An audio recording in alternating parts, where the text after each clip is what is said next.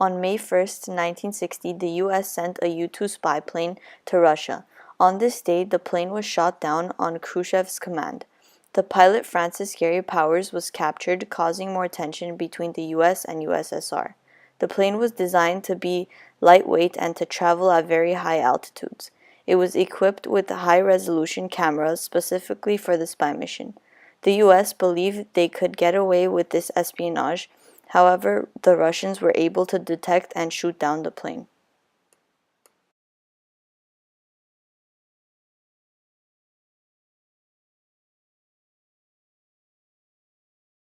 It is now 1960. The US and the USSR are in the middle of a deceitful war. The tension is getting worse. Day by day, night by night, the two countries struggle for peace. It is a beautiful Saturday afternoon. People are at the park enjoying their day. My legs are too long.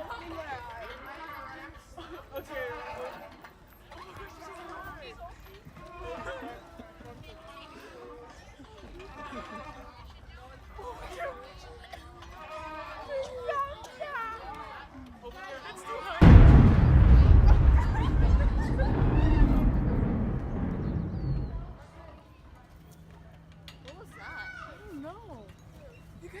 Hear that? Yeah. We should go inside. Let's go. Yeah, let's go. Right out of their minds, the girls run home. Once they get there, they turn on the news to see what happened.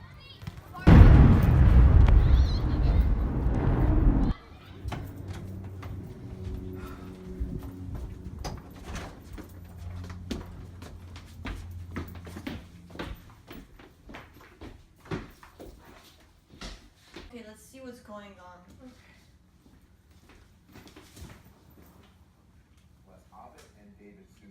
I can get my mouth to work tonight. It's been a long week. So listen, might as well talk to you about the debris that's being found now. What clues? And now we have some important breaking news. Earlier today, as many of you have already heard, a terrible incident has occurred. The USSR shot down an American U-2 spy plane. The reason of these occurrences have not yet been revealed.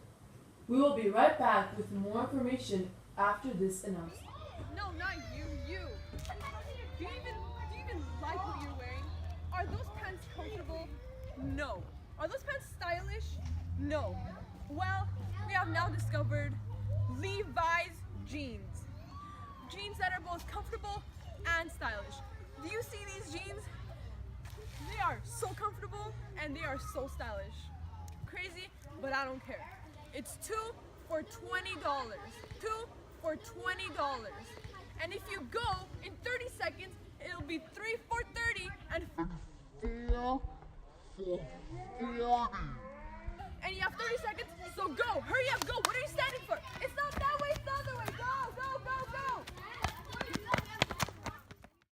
After the capturing of Francis Gary Powers, confronted with evidence of espionage, President Dwight Eisenhower was forced to admit to the Soviets that the CIA had been flying planes over Russia for many years.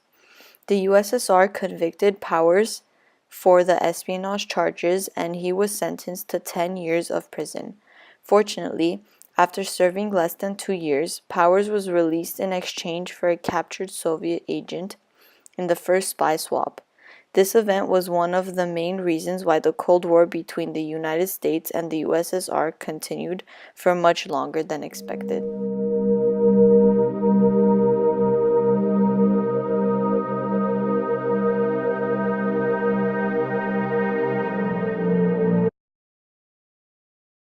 We are back with more news.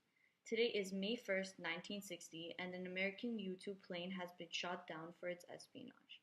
Also, the pilot Francis Gary Powers has been captured, for he was the one sent for the spy mission. The plane was flying 1,200 miles into Soviet airspace east of Moscow. Not only did this incident cause more tension, but it also resulted in the cancellation of the Paris summit. The Paris summit was our only hope for peace. Yeah, especially since it was supposed to be a discussion between Khrushchev and Eisenhower to ease the hostilities.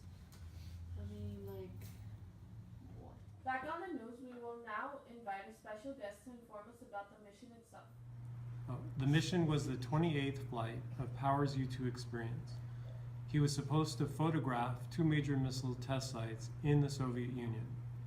The U-2's design allowed the aircraft to perform various missions, such as mapping, studies, atmospheric sampling, and the collection of crop and land management photographic data.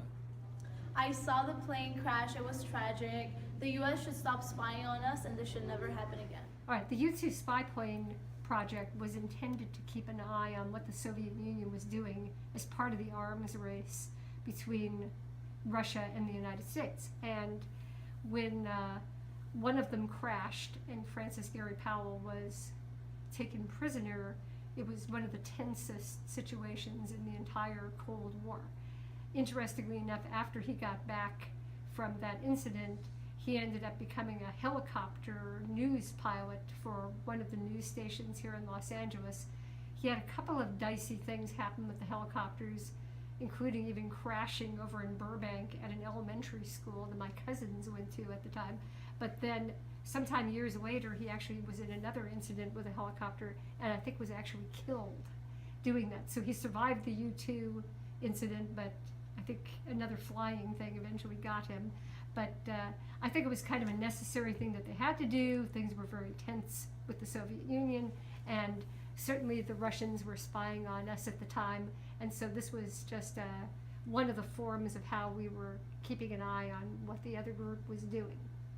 Well, there you have it. Thanks to our helpful source, we learned more about this mission and what the objective of it was. And it turns out that this wasn't the only espionage. These spy missions were planned out for years and many others have occurred, but none resulted in such a horrible disaster. How will the results of this turn out, especially while experiencing a Cold War? We don't know, but what we do believe is that this event definitely rose tension and will most likely cause the Cold War to continue for a much longer time than expected. That's all for the news today. Hopefully we'll have more fortunate news next time. Until next time, I'm Mary Karapetian. I'm Isabella Hakopian. I'm Nicoletta Sarkeesian. And I'm Cynthia Saturn, and that's for the news today. Thanks for watching. Unfortunately, the U-2 incident caused the Cold War to last for another 30 years. The shooting of this plane may seem like a small event in the Cold War, however, it had a lot of impact on the rising of tension.